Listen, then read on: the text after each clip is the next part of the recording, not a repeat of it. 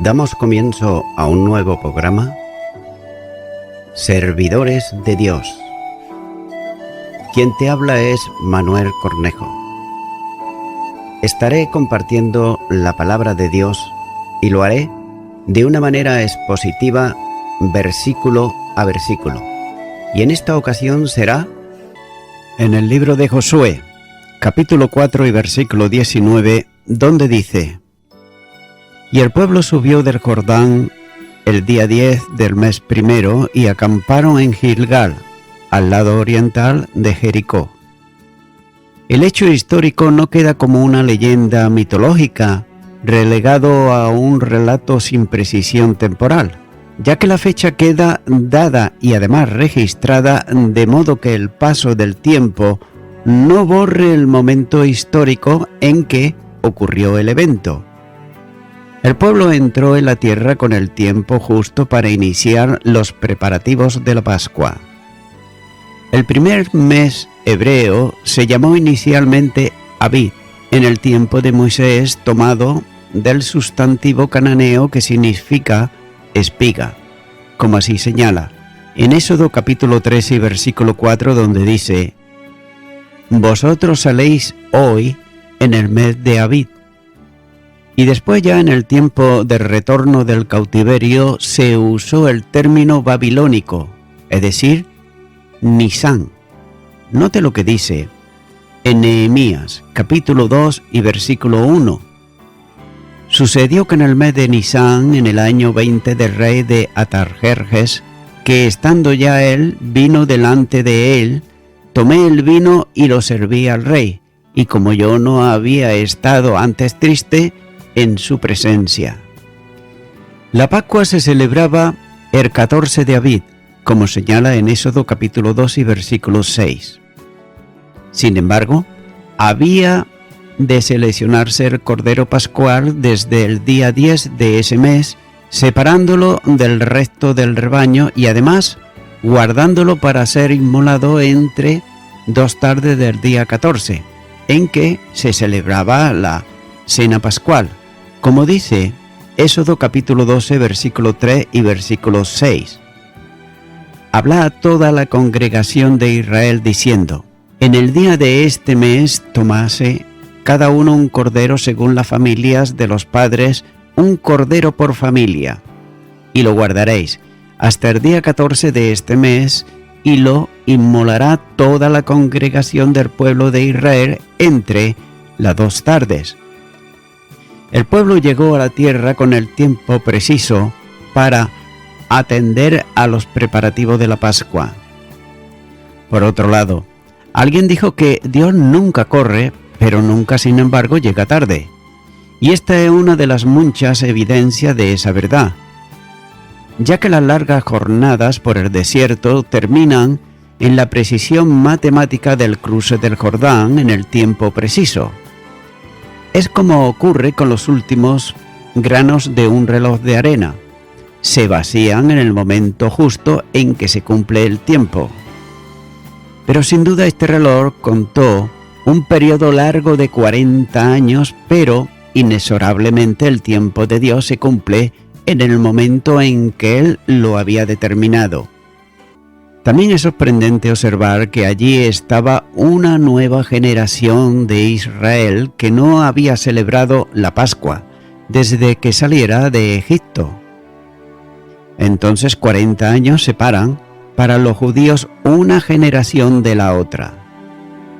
Y este es el nuevo Israel, quien entra en la tierra de la promesa para que la generación no reverde a Dios pudiera disfrutar del privilegio de ser su pueblo, conmemorándolo con la celebración de la Pascua.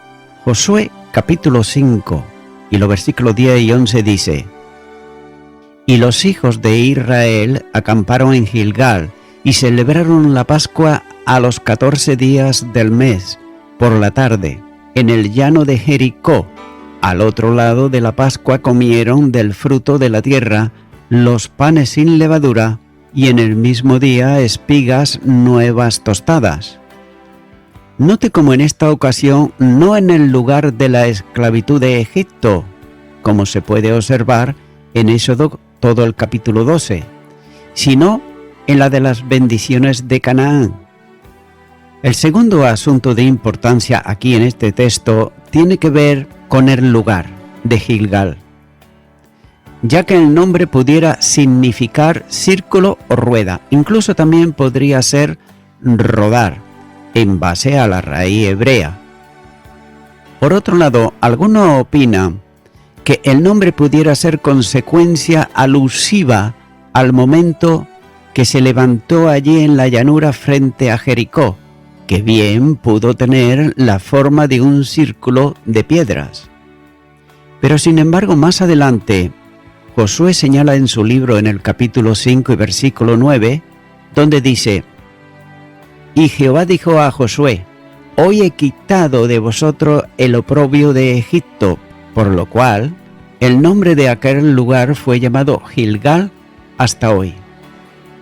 El nombre se vincula en la circuncisión del pueblo, que literalmente fue hacer un corte circular, con lo que la raíz de círculo o rueda se autentifica por el mismo relato bíblico.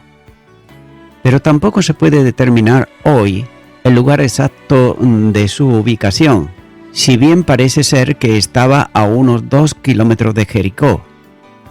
Algunos eruditos, sin embargo, sitúan el lugar basándose en las referencias del Antiguo Testamento y de los escritores como por ejemplo Josefo, sugiriendo un lugar al norte de Gilbel el Mefir, ya que en ese lugar se hicieron algunas excavaciones relacionando la existencia de estos dos de la edad de hierro primitiva. Sin embargo, debe distinguirse este Gilgal de otro lugar con el mismo nombre en la tribu de Efraín, al suroeste de Silo. El segundo libro de Reyes, capítulo 2, versículo 1 y versículo 38 dice: Aconteció que cuando quiso Jehová alzar a Elías en un torbellino al cielo, Elías venía con Eliseo de Gilgal. Eliseo volvió a Gilgal cuando había una grande hambre en la tierra, y los hijos de los profetas estaban con él, por lo que dijo a su criado: pon una olla grande y haz potaje para los hijos de los profetas. El nombre de Gilgal está estrechamente relacionado con la historia inicial de Israel en Canaán, siendo el punto central de toda la conquista al establecerse como el centro de operaciones de los israelitas, ya que fue en Gilgal donde el pueblo acampó por primera vez en la tierra prometida. En ese lugar se llevaría a cabo la circuncisión de la generación nacida y criada en el desierto. Josué capítulo 5 y versículo 8 dice: Y cuando acabaron de circuncidar a toda la gente, se quedaron en el mismo lugar en el campamento hasta que sanaron. También allí cesó el maná, que le había alimentado durante los años de peregrinación por el desierto. Josué capítulo 5 y los versículos 11 y 12 dice: Al otro día de la Pascua comieron del fruto de la tierra, los panes sin levadura, y en el mismo día espigas nuevas tostadas. Y el maná cesó el día siguiente, desde que comenzaron a comer del fruto de la tierra, y los hijos de Israel nunca más tuvieron maná, sino que comieron de los frutos de la tierra de Canaán aquel año. Desde Gilgal, los ejércitos de Israel salieron para la conquista de la tierra, comenzando por Jericó.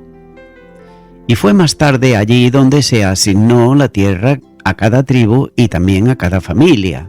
Josué capítulo 14 versículo 6 dice: Y los hijos de Judá vinieron a Josué en Gilgal, y Caleb, hijo de Jefone, ceneceo, le dijo: Tú sabes lo que Jehová dijo a Moisés, varón de Dios, en Cades Barnea, tocante a mí y a ti.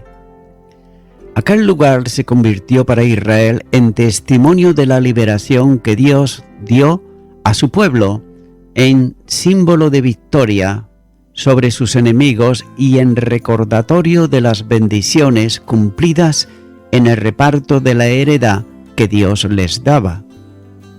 Cuando Israel abandonó Gilgal para trasladarse a Boaquín en tiempo de los jueces, comenzó el juicio de Dios sobre aquel pueblo, como así señala Jueces capítulo 2 a partir del versículo 1 en adelante.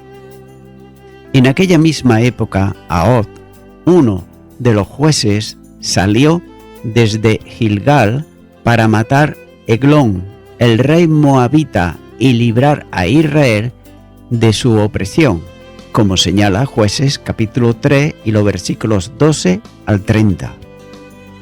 También podría ser, aunque hay discrepancias, uno de los 3 lugares que Samuel visitaba anualmente, cuando dice: y todos los años iba y daba vueltas a Betel, a Gilgal y a Mizpa, y juzgaba a Israel en todos estos lugares.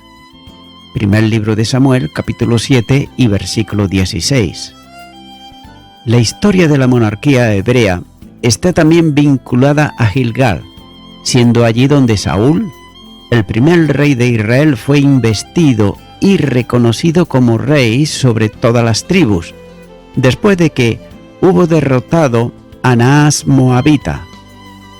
En aquella ocasión se hicieron sacrificios y ofrendas de paz, siendo día de alegría y regocijo para todo el pueblo. El primer libro de Samuel, capítulo 11 y los versículos 14 y 15 dice: Mas Samuel dijo al pueblo: venid, vamos a Gilgal para que renovemos allí el reino. Y fue todo el pueblo a Gilgal e invistieron allí a Saúl por rey delante de Jehová en Gilgal, y sacrificaron allí ofrenda de paz delante de Jehová, y se alegraron mucho allí Saúl y todos los de Israel. En aquel mismo lugar comenzó el declive del primer rey de Israel, a causa precisamente de su rebeldía, cuando ofreció él un sacrificio al Señor ante la tardanza de Samuel en acudir a la cita, como así señala el primer libro de Samuel, capítulo 3 y los versículos 8 al 14. Y también allí, un poco más tarde, a causa de la persistencia desobediencia de Saúl, se produjo la definitiva separación entre ambos, como dice el primer libro de Samuel, capítulo 15 y los versículos 12 al 35. Por otro lado, David, el segundo rey de Israel, también está vinculado con Gilgal, porque allí salieron a recibirle todos los hombres de Judá y la mitad de los de Israel, para darle la bienvenida después de la revuelta de su hijo Absalón. El segundo libro de Samuel, capítulo 19 y los versículos 15 y versículo 40 dice: Volvió pues el rey y vino hasta el Jordán, y Judá vino a Gilgal para recibir al rey y para hacerle pasar el Jordán. El rey entonces pasó a Gilgal, y con él pasó Quimmat, y con todo el pueblo de Judá acompañaba al rey y también la mitad del pueblo de Israel. Así pues, Gilgal se mencionaba también en la vida de Elías y Eliseo, como el lugar de encuentro entre ambos, cuando dice que aconteció que cuando quiso Jehová alzar a Elías en un torbellino al cielo, Elías venía con Eliseo de Gilgal. Segundo libro de Reyes, capítulo 2 y versículo 1. También, uno de los milagros del profeta Eliseo se realizó en Gilgal, consistente en la sanidad de la comida de los hijos de los profetas, contaminada por las calabazas silvestres recogidas por uno de los jóvenes cuando el hambre en Israel era sumamente grande. Segundo libro de Reyes, capítulo 4 y los versículos 38 al 44. También Gilgal se menciona en la apostasía de la nación. En el reinado de Uzías y hasta el de Ezequías, Gilgal era uno de los lugares donde se practicaba el culto a Baal en alguna de sus muchas maneras. El profeta Oseas advierte a Judá para que no caiga en el pecado de Israel acudiendo a Gilgal, cuando dice: si fornicas tú, Israel, a lo menos no peques, Judá, y no entréis en Gilgal, ni subáis a Bet-Aven, ni juréis, vive Jehová. Oseas capítulo 4 y versículo 15. Y por esta razón el profeta proclama la perversidad de sus obras vinculándolos con Gilgal. Oseas capítulo 9 y versículo 15 dice: toda la maldad de ellos fue en Gilgal, allí pues le tomé aversión, por la perversidad de sus obras lo echaré de mi casa, no los amaré más, todos sus príncipes son desleales. Y también Oseas capítulo 12 y versículo 11 dice: ¿es Galaad iniquidad? Ciertamente vanidad ha sido en Gilgal, sacrificaron bueyes y sus altares son como montones en los surcos del campo. También el profeta Amós testifica de igual modo sobre el pecado practicado allí y anuncia el juicio de Dios sobre el pueblo y aquel lugar, cuando dice: y no busquéis a Betel, ni entréis en Gilgal, ni paséis a Beerseba, porque Gilgal será llevada en cautiverio y Betel será desechada. Amós capítulo 5 y versículo 5. Parece ser que entre Gilgal y Betel, el otro centro de idolatría, había una muy fácil comunicación, ya que el segundo libro de Reyes capítulo 2 y versículo 2 dice: y dijo Elías a Eliseo: quédate aquí, porque Jehová me ha enviado a Betel. Y Eliseo dijo: vive Jehová, y vive tu alma, que no te dejaré. Descendieron pues a Betel. Un resumen de la importancia espiritual de Gilgal aparece en la profecía de Miqueas, en donde Dios, por medio de su profeta, recuerda a Israel todo el cuidado que tuvo de él como pueblo suyo, a través del desierto y desde Sitín hasta Gilgal, con una panorámica histórica que declara las justicias de Jehová. Miqueas capítulo 6 y versículo 5. Sin embargo, para los liberales, Gilgal es un importante elemento en su desesperado deseo de justificar su teoría sobre la anfitrionía de Israel, ya que ellos aseguran que el relato bíblico de las 12 piedras levantadas en Gilgal no es otra cosa que una adaptación teológica para justificar a Israel como nación, pero que en realidad refleja la existencia allí de un santuario benjaminista. Y ellos insistentemente tratan de hacer de Israel un conjunto de pueblos heterogéneos unidos por un determinado culto, que fue evolucionando desde el traspaso del culto a los dioses paternos que se manifestaban en los distintos santuarios cananeos, entre los que se encontraba el de Gilgal. Sin embargo, la cita es suficiente para que cualquier estudioso de las Escrituras se dé cuenta de la leyenda que los seguidores de la teoría de las formas tienen que seguir para la demostración de lo que indemostrable, al tratar de justificar que el Dios de Israel no fue más que el resultado de un sistema religioso para unificar a las tribus de Israel en oposición a otros muchos dioses de los pueblos cananeos. Gilgal, para ello, era un santuario que ya existía en Canaán, donde se rendía culto a alguna divinidad familiar y que luego fue trasladado al culto de Yahweh o Yahvé, pasando a estar en alguna manera en competencia con otros santuarios, hasta que finalmente el santuario central de la nación, en tiempo de la monarquía, ocupó el lugar principal en menoscabo de todos los demás.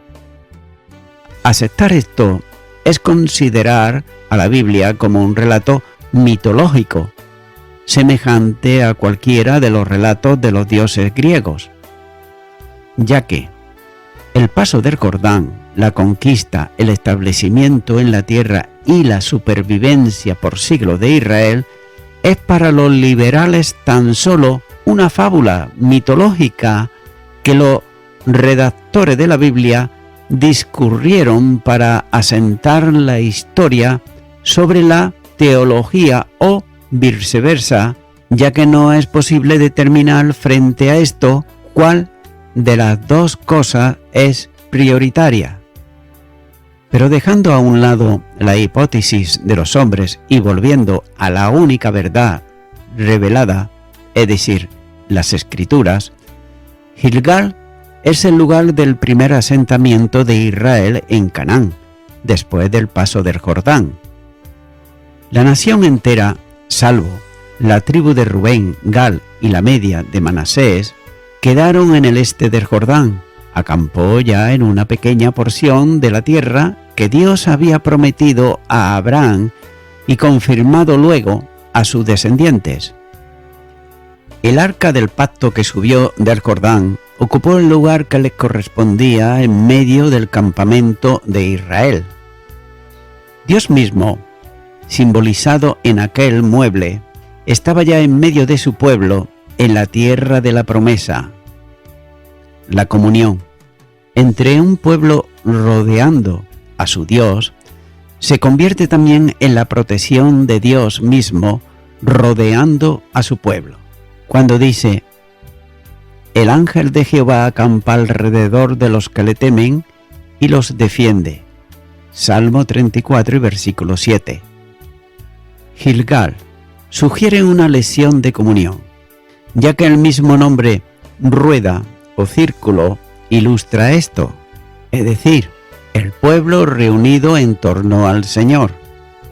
Y de este modo también se entiende en el Nuevo Testamento la posición de Cristo en relación con la Iglesia, ya que no solo actúa como cabeza del cuerpo dirigiéndolo, cuando dice: y sometió todas las cosas bajo sus pies, y los dio por cabeza sobre todas las cosas a la Iglesia, la cual es su cuerpo, la plenitud de aquel que todo lo llena en todo.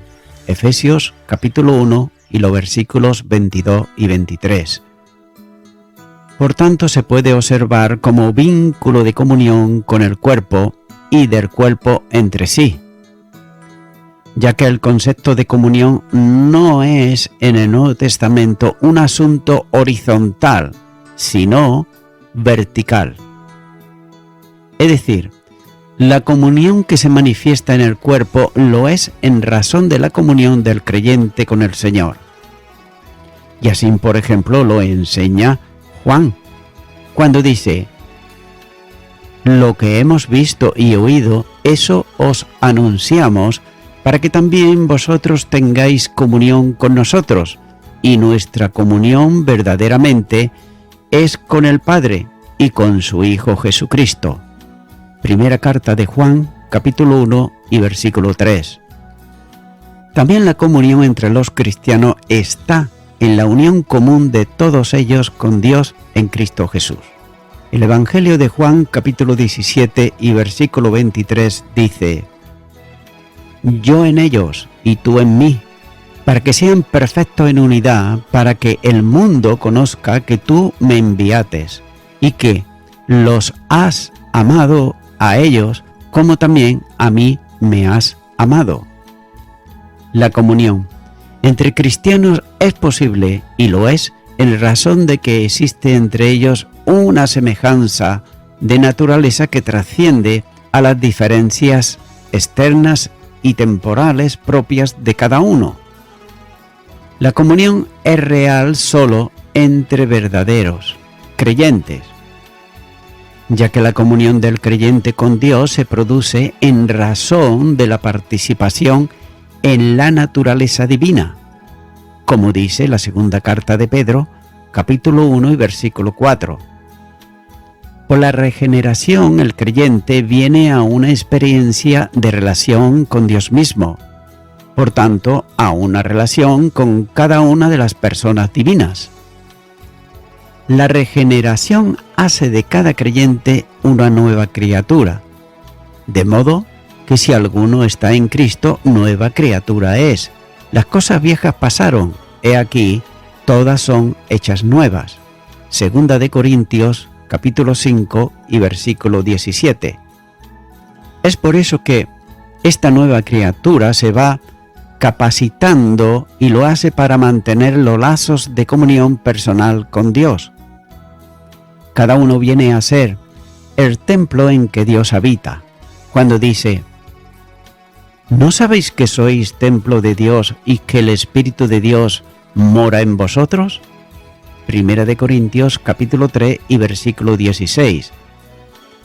El cristiano como hijo de Dios tiene comunión con cada una de las personas divinas, con el Padre, como enseña, por ejemplo, la primera carta de Juan, capítulo 1, versículo 3 y versículo 6, donde dice: lo que hemos visto y oído, eso os anunciamos, para que también vosotros tengáis comunión con nosotros.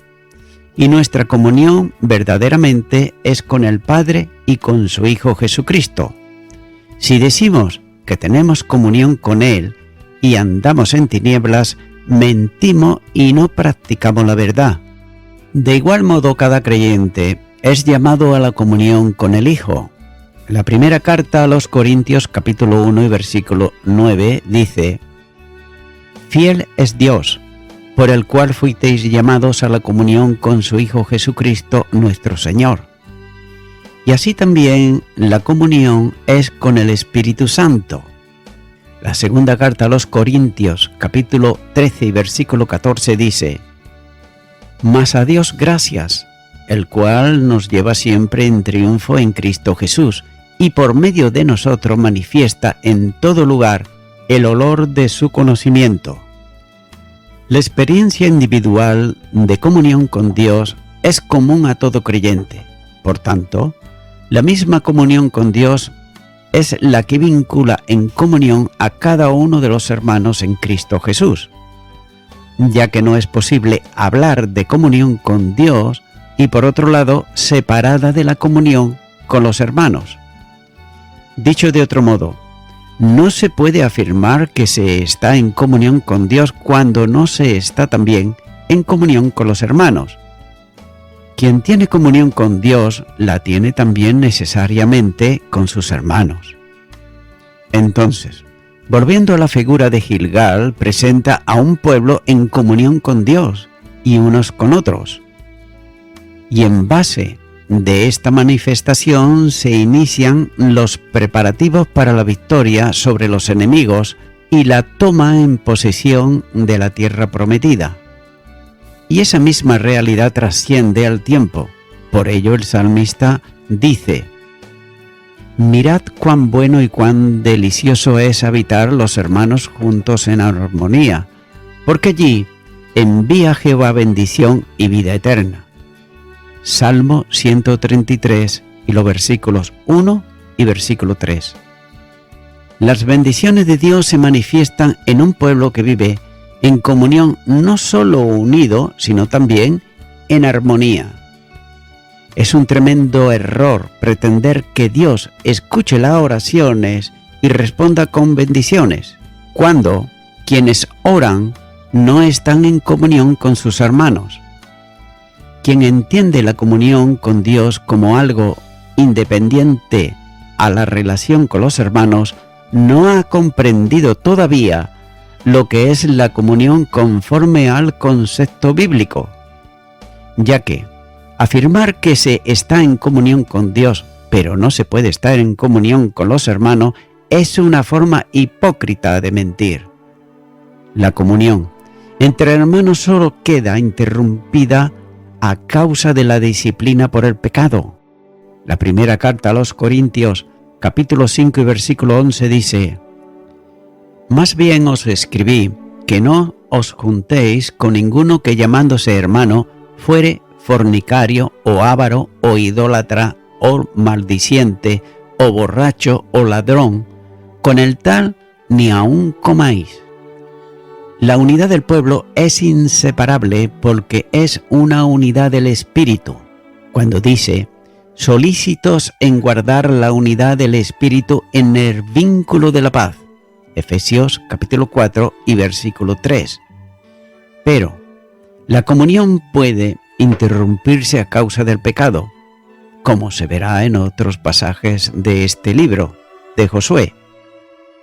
Y voy concluyendo con esto. El pueblo de Israel había comenzado un nuevo capítulo en su historia. Sin embargo, no debían ellos de olvidar el pasado, es decir, de dónde lo sacó el Señor y también de los milagros potentosos que hizo a favor de ellos. Amigo y amiga oyente, de la misma manera, cada persona puede hoy comenzar un nuevo capítulo de su vida.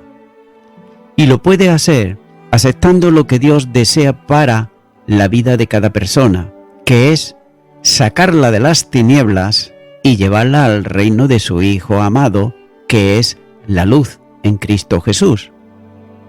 Porque lo que Dios desea es que las personas no vivan más en tinieblas, ni tampoco en esclavitud de pecado, sino en armonía, paz y gozo en Cristo Jesús. La palabra de Dios nos enseña cuando dice en el Evangelio de Juan, capítulo 6 y versículo 47, de cierto os digo, el que cree en mí tiene vida eterna. Amigo y amiga oyente, ¿crees tú esto? ¿Crees en la palabra de Dios? ¿Crees en sus promesas? ¿Deseas realmente ahora comenzar una nueva vida con Cristo Jesús? Si así es, pues yo te animo a que tú puedas hacer una oración de fe. Si no sabes cómo hacerla o nunca la has hecho, yo puedo guiarte. Ora conmigo y repite ahí a donde estás y di: Señor Jesús, vengo delante de ti pidiéndote perdón por todos mis pecados y por todos los delitos que he cometido. Ahora te abro mi corazón y te recibo como mi único y suficiente Salvador. Y quiero darte gracias, porque tú me llevarás a tu luz admirable y me librarás de la esclavitud del pecado. Y te doy gracias, en el nombre de Jesús. Amén.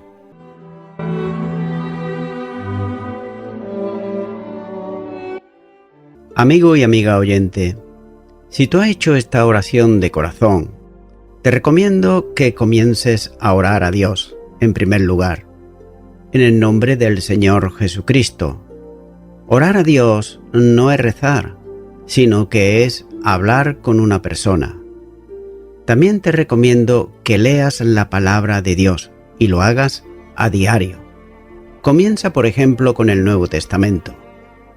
Y también, por último, te recomiendo que para que puedas crecer espiritualmente, te congregues en una iglesia cristiano-evangélica, donde se predique, se enseñe y se practique la sana doctrina y la palabra de Dios. Congrégate ahí y con el tiempo podrás crecer espiritualmente y también servir al Señor Jesucristo. Que Dios te bendiga. Y a toda la audiencia, nuevamente ya me estoy despidiendo de todos ustedes y será hasta el próximo programa. Que Dios os bendiga a todos.